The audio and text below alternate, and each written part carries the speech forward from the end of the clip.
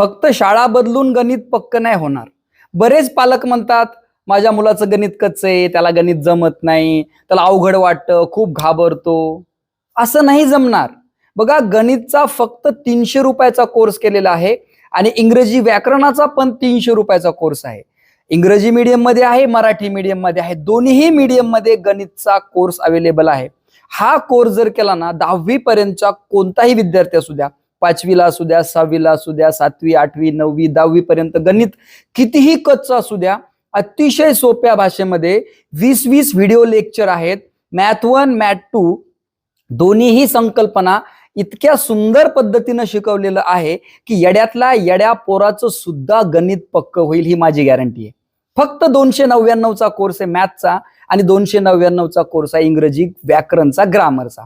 त्यानंतर असं नका म्हणू की खरंच माझ्या मुलाचं गणित अवघड आहे. नुसतं म्हणून जमणार नाही. तुम्ही इंटरनॅशनल स्कूलमध्ये मुलं टाकायला लागले, सीबीएसई मध्ये टाकायला लागले, मी म्हणत नाही टाकू नका, पण त्याला समजेल अशा भाषेमधला शिक्षक अवेलेबल आहे का, या प्रश्नाचं पहिले उत्तर द्या.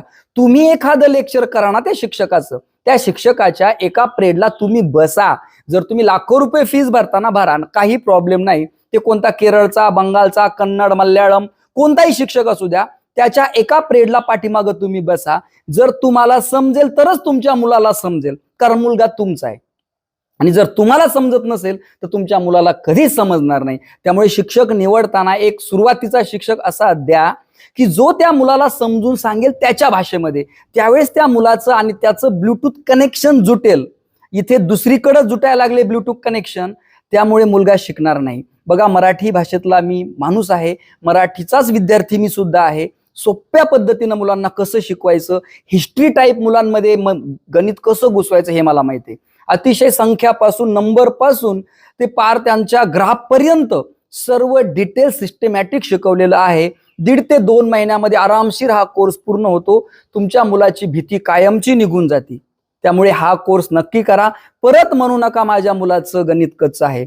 उन्हाळा परत येणार नाही. मुलाचं पुढचं वर्ष सुरू होण्याच्या अगोदरच बेसिक पूर्ण करून घ्या.